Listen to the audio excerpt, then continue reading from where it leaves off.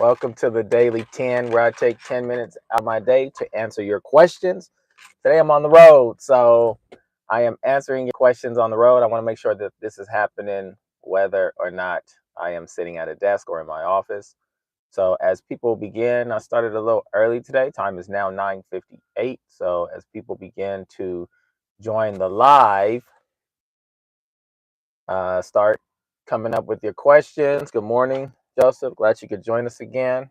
Hopefully, you're letting everybody know, friends, family, co-workers, that I do this live each and every day. That way we can kind of cut down, or should I say I can cut down on some of the questions that I get asked, and you guys get a live consultation. You can't beat a live consultation.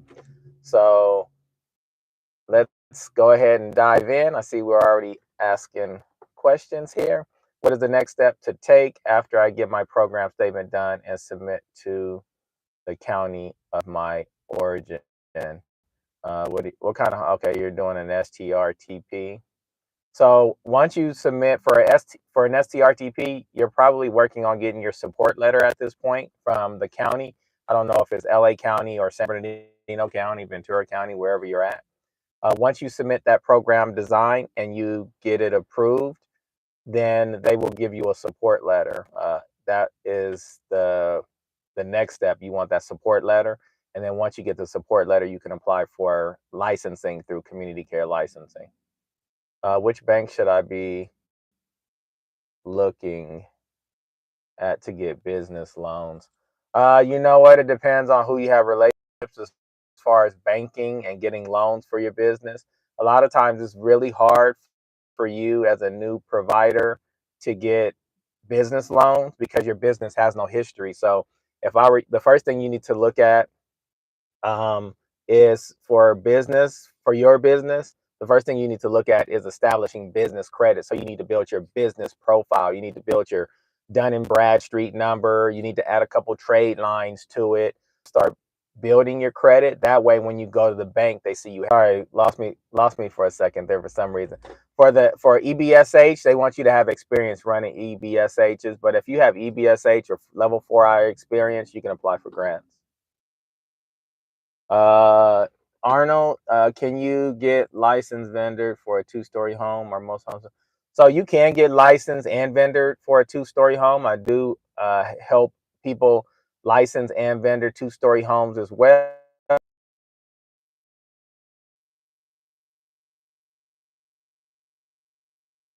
Sorry, I keep getting disconnected for some reason, active for some reason. Maybe I'm in a bad area.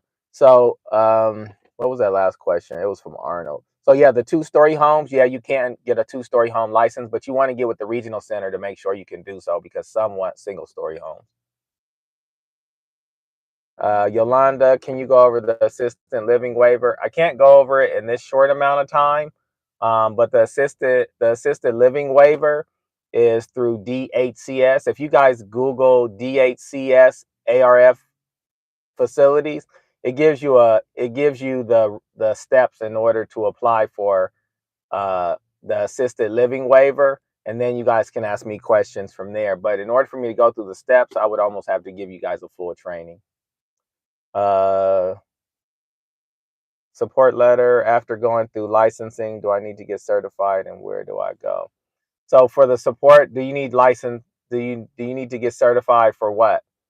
Is the question. What do you mean as an administrator, or so I need more clarity on that. When do you have when you have a year experience working in the EBSH, do you qualify to open up a level 4? Yes, you do qualify.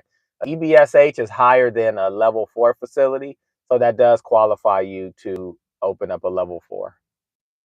Isaiah, hello, can you please tell me how to set up my facility as a nonprofit and other portion as for profit? So you really can't. It's too confusing to set up portion of it as a nonprofit and portion of it as a profit. You have to be all in or all out, basically. So don't confuse yourself by setting up an agency with partial nonprofit and partial profit. Set it up to pick one. Um, Joseph, if you want 4 clients, do you need a 5 bedroom house for a live-in? So if you're doing a level 4 facility, Joseph, you can't have a live-in. It has to be staff operated only. Level 1 through 3, you can have a live-in. Level 4 and up, you can't have a live-in. Can construction be performed on a residential facility? I want to add a bedroom, but not sure if I should do it now or after the home is open. The mechanic, if you're going to do any type of construction, do it before the house is licensed, because what will happen is if you begin that construction and it becomes a safety issue while they're doing the construction and anything happens, then you're liable for it. So I would definitely do the construction prior to even turning it into a facility. This is what classes needed to be certified to run an STRTP. So you need the STRTP initial certification. That's what you need. But keep in mind that you need the experience as well. For I actually did a video, probably be coming out this week, on what type of experience you need to run and be an administrator for an STRTP facility. How long does it take to begin an STRTP group home if you have fully completed your program statement? Uh, Typically, for you to open up a STRTP from start to finish, probably at least 12 to 18 months. It's a long process. To open up any facility is a process, even if you have existing facilities. For me to develop facility, it takes me about 12 to 18 months easily. And I'm really familiar with all the different paperwork that I have to fill out. Joseph, sorry, my question wasn't clear. If I wanted to vendorize 4 beds, do I need a 5 bedroom house? No, you don't. 4 bedrooms. You don't. If you're thinking maybe you need a staff office or something, if you want a vendor for 4 clients, you just need a 4 bedroom house, because each client needs to have their own room. Isaiah, so how do I get paid if my service is a transitional house or halfway house for sober living? Most of those, Isaiah, for any type of transitional, halfway house, sober living, most of the reimbursement rates come from the county, whatever county you're in. So if it's with children, it would be through DCFS. If it's with adults, it'll probably be mental health or DMH, Department of Mental Health Services, those different agencies. And typically they put out contracts on their website that you can apply for those programs. So you have to apply for a program, and it's going to be through the county in order for you to. That's how you get your reimbursement for those type of homes. Do you need a social worker when opening up an STRTP? Yes, you do. That is part of the process. So for an STRTP, that, just to let you guys know, that is one of the most difficult homes to open. It's a process, and there are a lot of requirements that you have to meet as far as qualifications in order to open it. And there's a lot of different individuals, such as a social worker. You have to have a behavioral person. You have to have all these different positions. Maybe I'll create a video on that, but there are quite a few positions that you need to fill. Dev, how recent does STRTP administrator? It has to be within 3 years. So the question was, how recent does your STRTP administrator experience need to be? Within the past 3 years. And then LaShawn, how soon will I need that administrator certification after getting cleared through life? So you need your administrator certificate before you go to licensing. You need to have it, because that's part of the process. You have to submit that certificate along with your application once you cross that bridge. Joseph, if my house is in the North Bay area, can I apply for Alta region, or do I need to apply?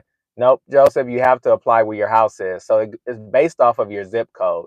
So if you guys go to the DDS website, you want to find out what regional center covers your area. If you go to the dds.ca.gov website, click on regional centers, there's a map that you can put your zip code in, and it'll tell you what regional center manages your area. Do you charge to help with assistance of helping STRTP? Where can I reach you or get more information?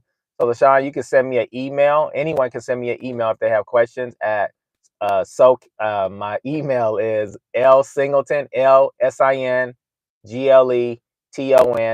at SoCalTrainingTeam.com. Shoot me an email. Just let me know what you need assistance with, Of course, I charge for the help. I mean, I have to charge you guys for my time, of course, but I am very well versed at completing a lot of the paperwork for these programs. I pretty much opened up almost every program that there is available. I've pretty much done the application or the paperwork for it already. Is it easier to start a ILS program through Regional Center, Independent Living Services? I'm not going to say it's necessarily easy. There is no easy in this business. Um, is the process more streamlined and more of a straight path than going through the county? It probably is because they're not dealing with such a vast amount of people as the county. So I'm not going to say it's easier, but the process, I'm going to say it's more streamlined. Please help us with STRTP. We could benefit from a video. So you guys let me, well, like, what type of video are you talking about? You would like to see? I did one on experience, the type of experience you need. That should probably be coming out this week. I could talk more about setup, those type things, if it'll help you guys out in some of my other videos. Isaiah, so should that be a nonprofit, and should I pay myself and my staff from the reimbursement from the county? Yeah, that's how you. So, um, Isaiah, sorry, I forgot what your previous question was. I think you asked about profit and nonprofit, but you always pay yourself through the corporation, and you pay yourself through the reimbursement rates you get from any agency. Joseph, does your ARF experience expire? So it does technically expire. So you need to so you do need to renew it every 2 years. You take 40 hours of continuing education every 2 years. We do offer that through my agency. SoCalTrainingTeam.com is the website, and we do offer recertification via Zoom video and also in person. Yolanda, how do you get vendor with the regional center if there's no request for proposals? So to get vendor with the regional center, when there's no request for proposal, you just submit a letter of intent. And from that letter of intent, they'll email you and send you the program design requirements, and they'll tell you that you can move forward with the process. It's just literally that simple. You just submit a letter of intent. Where can I go through? Where can I go through the classes to get certification? Um, So you can go through if you go to our website, SoCalTrainingTeam.com, and you click the top tab, you click on initial certification. We offer the STRTP initial certification training program. We offer it every month, and it's on Zoom. So you could take the class through us. Isaiah, it would be a blessing if you could make a video discussing how to set up a nonprofit. Sure, I'll make a video. I'll put that on my plan, and I'll make a video on how to set up a nonprofit. I do set up nonprofits, and I charge. They're not cheap to set up. They're about $1,500 or so. But I don't mind teaching you guys how to set one up on your own. Is the regional center that makes the progress simple to open up a? Is it any? Oh, okay. Is there any regional centers that make it simple to open up homes? No, there's not. It's all tough. It's all a process. 12 to 18 months, guys. Be able to survive at least 18 months of of paying out money out of your pocket. How to start one, the forms needed, good stuff. How long how long is the administrative certification process? The class is 40 hours. It's 5 days, Monday through Friday from 9 a.m. to 5. After that, you take a test with community care licensing to certify you as an administrator. You have to pass that test with at least a 70% to move on. No problem, guys. All right, guys, I'm going to get off. I went a little bit over. I'm at 14 minutes, so I only want to go 10.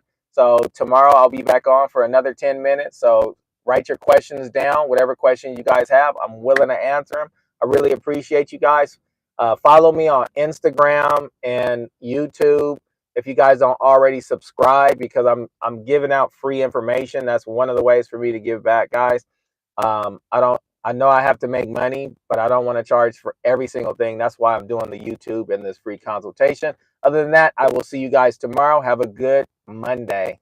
Thanks.